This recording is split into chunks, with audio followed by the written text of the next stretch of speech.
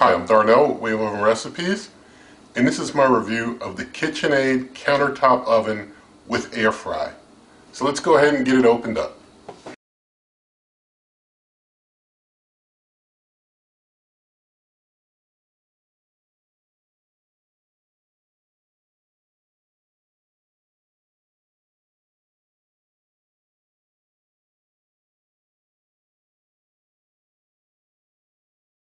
Alright, so we have everything unboxed now, and you can see the power cord. It's a 3-prong grounded power cord. They do mention in the manual to make sure that you're using a 3-prong outlet, a 3-prong power outlet with this cord.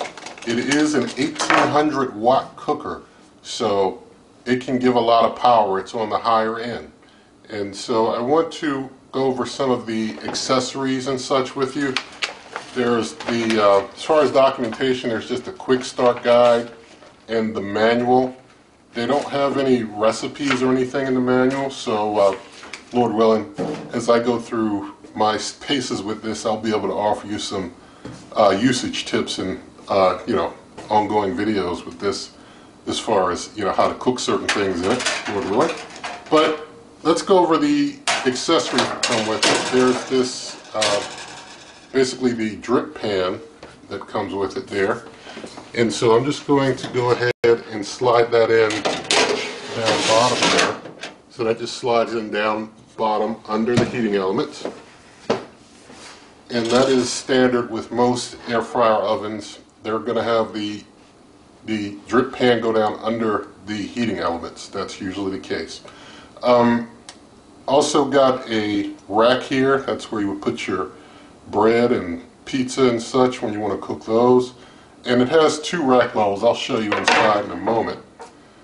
There's also an air fry basket, and so you can do air frying with that. They do mention if something has a lot of drippings, then you want to use this setup here. This is the big pan. It comes with a kind of grill rack to it. You can put that grill rack into your bake pan, and anytime you're cooking anything that has a lot of drippings, you can basically do it like that there to do your cooking, or you can just use that big pan for your baking. I also wanted to mention with the air fry basket, they do mention that you should put some oil on it, like some spray-on cooking spray or something, when you use the air fry basket to prevent sticking. They do recommend that. And I also wanted to point out that this cooker has a temperature range of between 80 degrees Fahrenheit and 450 degrees Fahrenheit. So it gives a range literally for everything from proofing dough up through dehydration and everything up to real hot and fast air frying is what this should be able to perform doing. And they recommend for clearance to give it clearance of 4 inches on the top and all sides 4 inches of clearance. Now I just want to show you around the cooker some. You can see the front and see the sides there. You have some holes on the sides there, and on that side there are no holes on the top. The top does have kind of like a kind of surface where you can kind of set things on, like when you're cooling something. And here on the back, you see the back, you've got some ventilation in the back there. There's also some holes down up under this part here. Down under there, there's some holes as well. So that's a kind of a 360 look at it. And now I wanted to give you more of a close-up view of the cooker. You can see, you've got the door, and we'll go inside in a moment.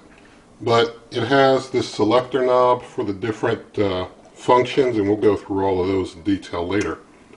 It also has a start button, a cancel button, and a convection button to control the fan. Also, you can hold this convection button to switch between Fahrenheit and Celsius on your temperature. This knob here spins to select like time and temperature. You also press it in, so like when you're switching between time and temp, you press this in. But we'll go through more of those details of how to use all the functions and buttons later. Now inside, I wanted to basically show you a good look inside. You can see it has 2 heating elements on the bottom. The air fry fan is in the back, similar to the Ninja Foodi XL Pro air fry oven. you've got up top, you've got one, you've actually got two heating elements. There's two, yeah, that's the other one there. And then there's one further in the back there, back here. And you see back over here, there's the light, and over here is the ambient probe that it uses to measure temperature. So that's all that's inside of there. And you see there's two rack levels also. Let's show you the rack levels. There's 1, 2 rack levels for putting things on. Alright, so here's a side-by-side of the Ninja Foodi XL Pro Air Fry Oven and the KitchenAid. And so you can see, I mean, right off, the Ninja Foodi is much larger in probably every way than the KitchenAid here. But I'm going to just kind of, you know, if we just kind of do a side-to-side on the exterior, it's like 17 inches there. Over here with the KitchenAid, we're talking about almost 17 inches, maybe 16.5 inches there. Front to back, not including any hump, is about 17.5 inches to the handle. If you do including the hump and the handle part, it's like maybe 19.25. Front to back over here, if we do from like the hump in the back to the front handle, is 18 inches, not including the hump in the back up to the handle, is about 15.25 inches. And let's see about height also. When it comes to height, the Ninja Foodi is just a little over 13 inches, whereas the KitchenAid is, you know, just maybe 11.5 inches, if that, in height. And when we open up inside of the cookers, we go side to side inside, we've got 14.5 on the Ninja Foodi, and here we've got about 14.5 there also. In front to back, we go all the way into the back of the Ninja. I'm hitting the fan guard that the Ninja Foodi has. I have 12 inches. And measuring inside of the KitchenAid, although it has a hump in the back, that's really for the fan. It's not a hump that extends out for like pizzas and such. And so front to back, the KitchenAid has 13 inches. So the KitchenAid has 1 inch more kind of in the back, just because of design, because to compensate for the fan, they put an extra hump in the back and cut off the rest. Whereas the Ninja, the guard on the fan, basically with the fan like construction and all, is all inside of here. So it kind of shortens things inside and the back there. So let's have a look at some of the accessory sizes. We look at the air fry basket. You can see the air fry basket for the Ninja is a little bigger than the KitchenAid air fry basket. Now when we look at the bake pans, you know, this has kind of like a nice little stainless steel grill rack inside, and this one has this type of a grill rack. But the Ninja Foodi is way bigger. I mean, its pan is just way bigger. Now if we look at just the plain old racks, the plain old rack is basically same size pretty much. I mean, the Ninja is maybe just a little wider, but they're very similar in size as far as these racks are concerned. Now here I have a 13-inch bake pan with no handles, and this is a nice USA steel pan, and it fits, as you know from the past, in the Ninja Foodi very well. If you haven't seen my Ninja Foodi reviews, you can check those out here on this channel. And sorry about the noise, but it also fits comfortably in the KitchenAid. So if you have a 13-inch bake pan with no handles, it will fit fine. If you have a 13-inch bake pan with handles, you're not going to get it in. Alright, so I'm just going to do one more side-by-side comparison here. If you're wondering about other cookers as far as them being side-by-side comparisons, you'll have to look at my reviews of those and the measurements I did there and kind of do your own comparisons. But This is the Cuisinart Chef's Convection Toaster Oven next to the KitchenAid here. And basically with the sizing, you can see they're very similar in size. The one difference here with the Cuisinart is it's got the control panel on the side to kind of add some width to it. And so let's go ahead and do some measuring of just over the top here. From side to side, it's like 20 inches there. Whereas with the KitchenAid, it's just about 17 inches. So the KitchenAid saves a little on width because you got the controls down bottom there. And when you do the full height, it's like just about 11 inches on the Cuisinart and maybe just a little over 11 on the KitchenAid, but very similar there as far as that's concerned. And when we go front to back, and I'm just going to do like any back hump all the way to handle, we've got about 16 inches on the Cuisinart. On the KitchenAid, we've got just about 17.5 inches, maybe just a little more there, so we got a bit more hump in the back there on the KitchenAid. And when we open things up, and just going to basically do an interior side to side. If you do interior side to side on the Cuisinart, it's 14.5 inches, whereas on the KitchenAid, you've got just about 14.5 inches there. In front to back, in the Cuisinart, you've got just about 13.5 inches. So you get like maybe a ½ inch more over here than you do on the KitchenAid, which only gives you just maybe 13 inches front to back there. And so that's how they measure up. Alright, so now I'm going to go ahead and just plug the cooker in, and we'll see what happens when you first plug it in. And when you plug it in, you get this initial light up, so we know that it's on. And I wanted to point out that this knob here, also when you're doing a cook, you can skip the preheat by pressing this knob. And you see now that I pressed the knob, it immediately switched to the 150 degrees with convection.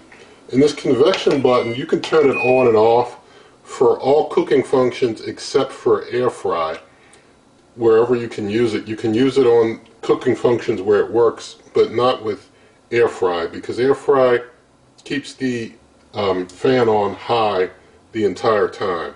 So that's the only one where the fan is locked in. Now we're going to go through all the functions of this cooker, and the first one we have on is dehydrate.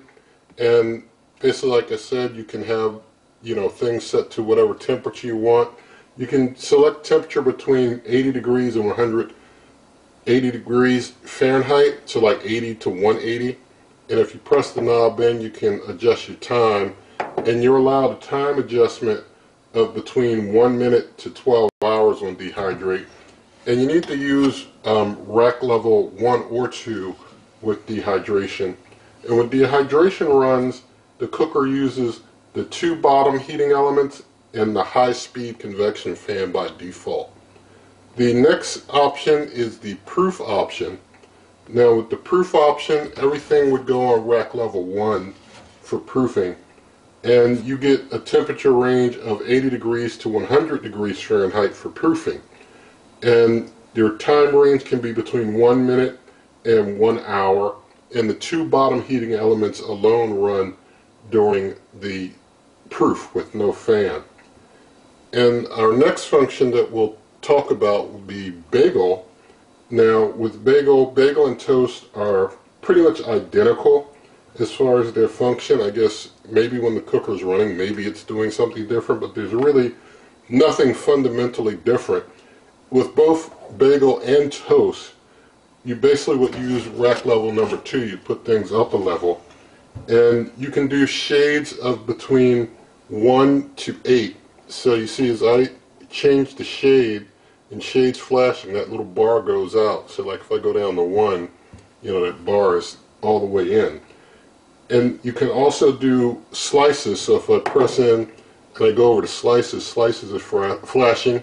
I can do between 1 to 6 slices. And when you're doing toast or bagel, all 4 heating elements run and no fan. Now with air fry, you would use rack level 2 because the cooker only has 2 rack levels.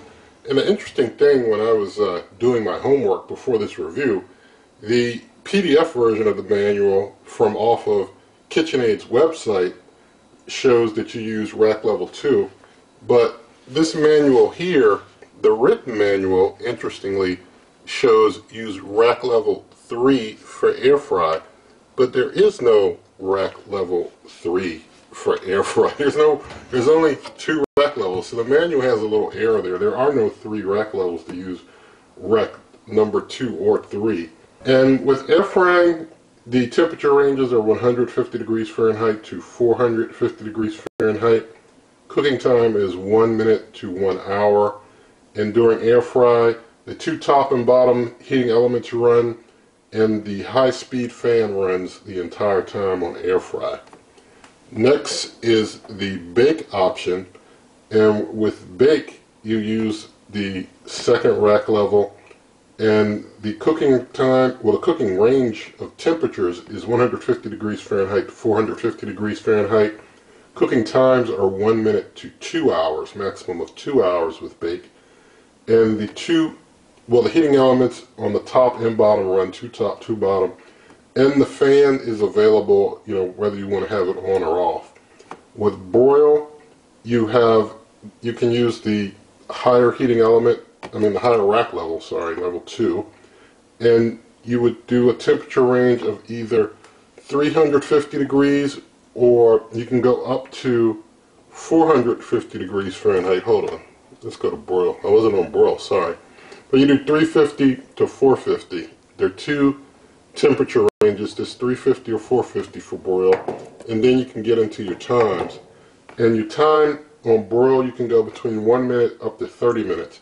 And only the 2 top heating elements run, and you do have convection available on broil. A lot of cookers, when you do broil, you don't have a convection fan that would even run, but this one, you can use a convection fan with broil, which is interesting. Next option is the reheat option, and with reheat, you use rack level 2. Your cooking temperature ranges are 150 to 450 degrees Fahrenheit. Cooking times are between 1 minute to 2 hours for reheat. The 2 top, 2 bottom heating elements run, and you have the option with convection with reheat. And then the last one is keep warm. And with keep warm, you use the higher heating, the higher rack level. I keep wanting to say heat level, higher rack level. And the temperature ranges are 150 to 450 degrees Fahrenheit. The time range you can use is 1 minute to 2 hours. The 2 bottom heating elements run with the keep warm, and you have the convection fan available if you want to have like a convection warming. And some things I want to point out: the cancel button is not a pause button. It'll just cancel out if you hit cancel.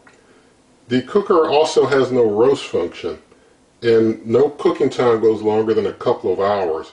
Although, dehydrate can go 12 hours. None of the others goes beyond a couple hours at most. So if you're trying to do a roast, there is no option for that, and they don't give you a way to easily, kind of make up your own roast unless you're going to come back every couple hours to, change the time if you're roasting something that goes for a long time. If it goes for more than a couple hours. And you folks know I can rock a brisket all day, but that's just me. Now I'm going to just do a pre-check of toast, because I like to see if these cookers recognize when they're hot, if they adjust. And so if I'm using like shade 6 and I'm doing 4 slices, I'm just going to see what it starts out at, and then I'm going to stop it. So it does 5 minutes 43 seconds. That's an interesting timing there. But let's remember 5 minutes 43 seconds, because when the cooker's warm, I'm going to check that again, and we're going to see if it adjusts because the cooker's warm, or if it just does 5 minutes 43 seconds again. And now that I canceled out of that, I'm just going to wake the cooker up again, and I see that it remembers that I had level 6 4 slices, so it does remember what you had last. Now I'm going to basically shut it down. I'm going to unplug it. So here sorry about the wobbling. I've just unplugged it and plugging it back in again. And so it's back up and running. It's still on the toast setting, and I hit this and it's lost my setting. So I have to go back and set what I had before just to make sure it remembers that setting. And so basically the cooker has memory as long as you don't unplug it. You unplug it, you lose your memory. Alright, so now we're going to do some temperature testing. I've got the iGrill 2 here, and I've got it in there on rack level 2 with the ambient probe up there in the middle. Not too far away from theirs, but kind of to give you an idea of what temperature is where things are cooking.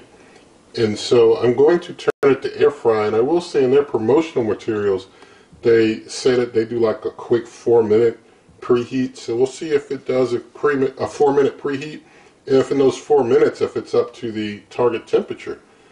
And so I'm going to up the temperature to 450 degrees Fahrenheit. I'll leave the convection fan on, and for cooking time I'm going to run it up to an hour. We'll just let it, run for a nice long, well, I'm not going to let it run for the full hour, but just to give me time to do everything I want to do in this test. And so I'm going to go ahead and hit start, and it's preheating now. I'll let this run for now through preheat.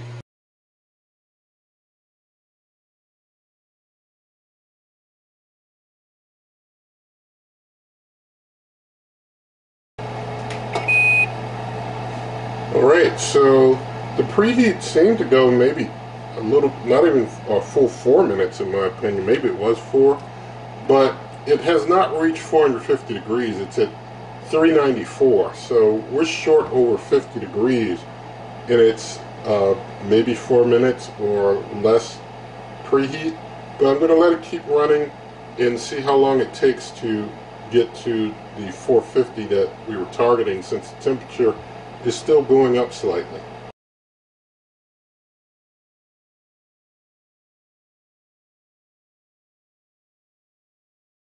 Alright, so I've let it run in its cooking mode for almost 6 minutes after the preheat, and the ambient probe temperature is showing 423. Right after the preheat, it reached up to about 400 on the ambient probe, and then it shot down to as low as 300 degrees Fahrenheit. And after getting down, not 300, 350, I'm sorry, I want to make a correction there. It got down to as low as 350 degrees Fahrenheit. And after it got down to as low as about 350, it started rising again. And since then it's been rising, and it's up to a 430 now. After running for almost 7 minutes of cooking time, it's up to 433. Now I'm just going to kind of just put my hand around areas I'm not going to touch, but I can tell right around here it's pretty hot. I don't want to touch the glass, that's pretty hot. On the side here, it's hot. I mean, I can like tap it for a sec, but it's hot. Over on this side, same thing. I can tap there, but it's hot. On the top, it's not as hot as the sides necessarily, but it's a little hot. It's a little hot. In the back, yeah, it's warm back there. It's not super hot. Yeah, it's hot, but it's not super hot. So I'd say overall, on the exterior, it gets kind of hot, but not like burn your hand right away as soon as you touch it hot. It's not like the Black & Decker that I reviewed, where, I mean, if you touch certain spots on that on the outside, you're going to be burned. But this one, you can touch for a sec. It's hot, but it's not like super hot.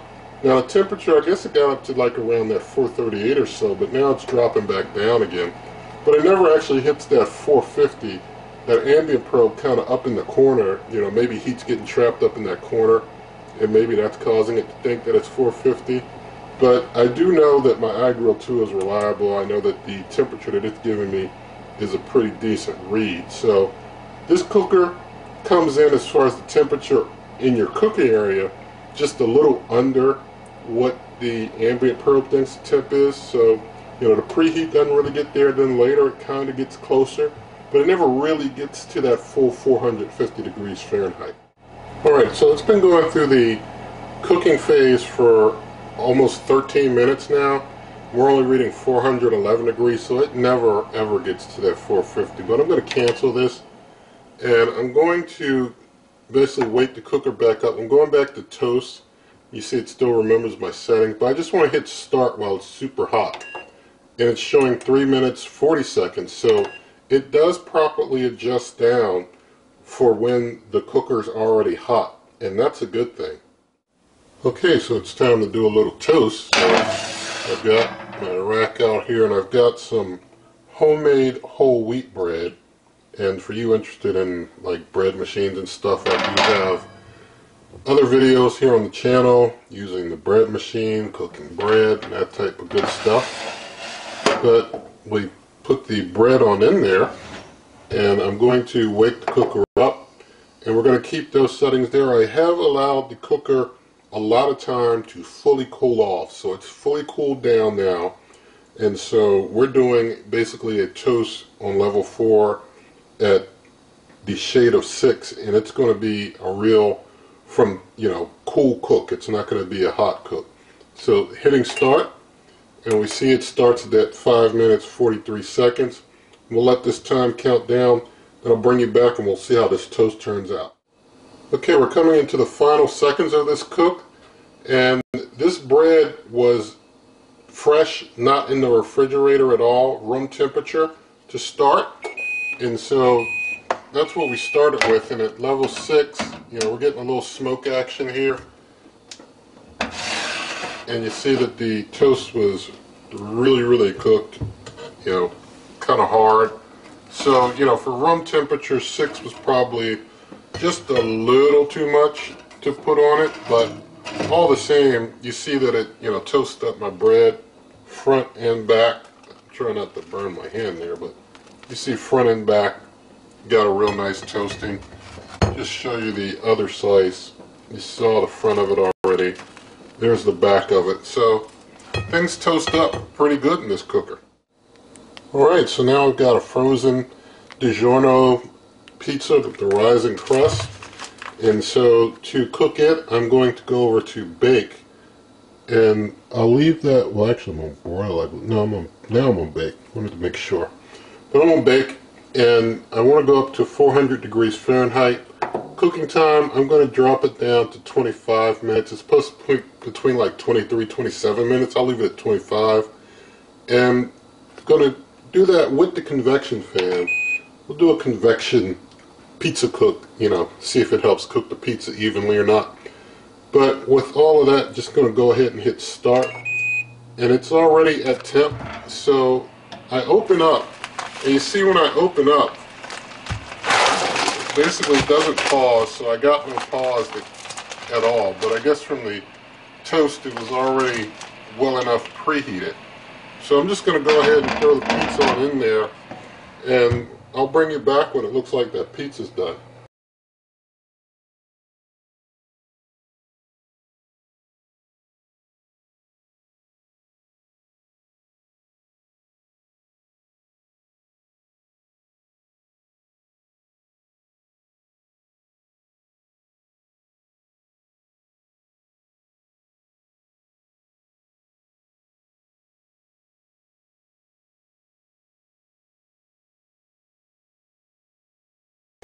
Now I'm basically letting the pizza cook for 20 minutes because it was, you know, looking a little not yet done earlier. But here we are at 20 minutes, and I'm going to cancel to stop it right there. And I'm going to open up and take a look. One interesting thing, this cooker has a light in there. There's no light controls, but it has a light that comes on when you're cooking and just kind of apparently stays on. And inside our pizza here, we're reading, you know, we're in the 160s or so. So the pizza's hot even in the middle from my check there. So I'm just going to go ahead and get the pizza on out. Okay, now that we have the pizza out, I'm just going to go ahead and slice it up here.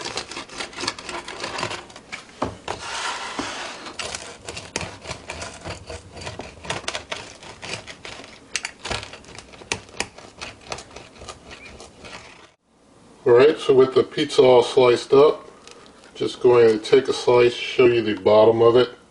You know, it's kind of cooked down there. It's not like as cooked as the top. And the pizza is, you know, kind of flexible there. Kind of lost some of my topping. But I'm just going to bite into it here, just real quick to tell you how it is.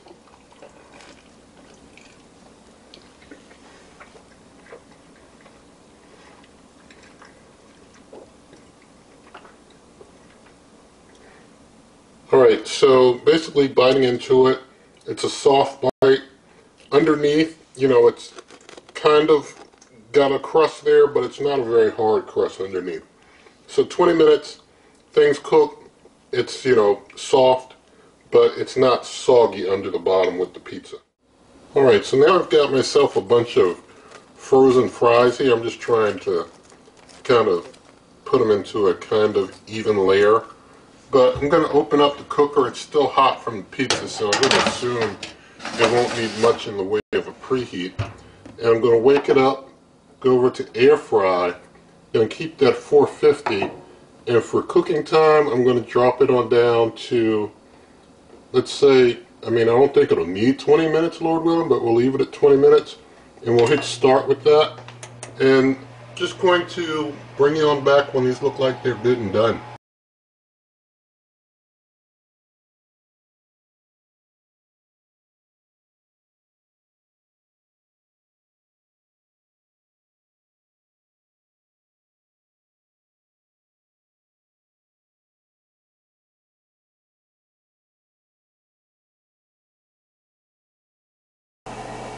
Alright, so these ran through the preheat plus 7 minutes, so I'm going to stop them right there.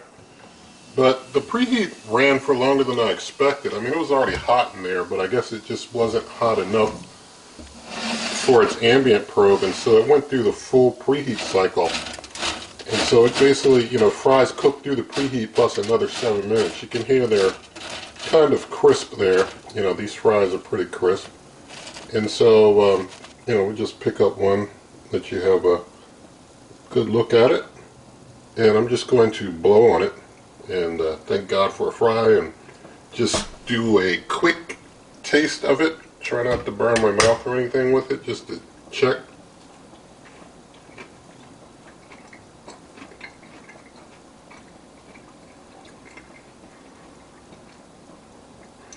Okay, the fry is very crisp outside, very soft and moist inside, so it's a decent done fry.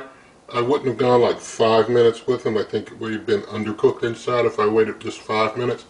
But 7 is fine, and so the fries are done pretty fast because they were in there for the preheat too. But it seems like when you crank that air fry up to 450, you're up on that higher rack and you get all the heat, you know, from the top and the bottom and the back with the fan. And with the fan, I don't see a heating element necessarily on the fan, or maybe there is. I'm trying to get a look. I'm going to take the rack out and get a closer look. Alright, so with the rack out of the way, I can say that from my looking around in there, I don't see a heating element in there with the fan. I see the fan, but I don't see a heating element in the back. So it's only the 4 heating elements I mentioned earlier. And something else I wanted to mention about this cooker, when it's done with the preheat, it doesn't give you time to get a rack in or anything. When it's done with preheating, it just immediately goes right into the cook. And so you just have to, you know, jump right into your cook and, you know, be ready to throw your stuff in there when the preheat's over. So, you know, no pause, no waiting for a preheat, but you do have a light that stays on all the time when you're cooking. And so I wanted to mention regarding cleaning the cooker, all the parts are, you know, you're supposed to use like warm soapy water to wipe everything down, but there are a few that are dishwasher safe, and they say you can put these in the dishwasher, but they recommend hand washing them, and those are the oven rack, the pan, the bake pan basically, and that little rack, that little broiling rack that comes with it. They don't mention the air fry basket is one that they recommend putting in the dishwasher. I have to say, I've never used a cooker where there was a problem putting the air fry basket in the dishwasher, even though some, they say, don't put them in the dishwasher. I personally do and usually get away with it. I haven't had one yet where I had a problem putting the air fry basket in the dishwasher. But I will say here again, they say only put the pan, that broiler roasting type of rack, and the other rack into the dishwasher and not the air fry basket. So let's talk about the warranty. This cooker has a 1-year warranty. And so with that said, basically the cooker, you know, it's a little smaller than some others. It doesn't get up to temp as far as it probably should, but all the same, it was able to cook everything effectively. I mean, it cooks a pizza, you know, in about an average amount of time to cook a pizza. It was able to air fry the fries really good and without a lot of time, even though, you know, things did get the whole preheat treatment and things were already warm when I stuck the fries in, but still not a lot of time to get those fries done. It was a good bit of fries. Toast, you know, it toasts things fully on both sides. So the cooker works effectively, and it does, you know, basically what they set out for it to do. And so I'm going to continue trying to use it out. We'll try it out and use it, and, you know, probably, Lord willing, do more videos with it. But continue working with this cooker for a bit, and, you know, I think it's pretty cool. Anyway, though, you know, it's all up to you as far as what you think about the cooker and your thoughts. I'm not going to be saying anything about, you know, how well it cooks compared to this or that until after I've gotten my 30-day review out on it. And in my 30-day review, that's where I will present how I feel it compares to anything else. I won't be doing any other statements on its performance before that time, other than in the cook videos themselves. And so, with all of that said, in the video description you can find a link to my cookbook. That definitely helps the channel if you get that. Also, I'll put in a referral link for this cooker. You pay the same price, help this channel. Also, you can find recipes on my blog, superwayovenrecipes.com. And if you like this video, then please give it a thumbs up, share the video with a friend, leave your comments, subscribe, hit that notification bell, and good eating.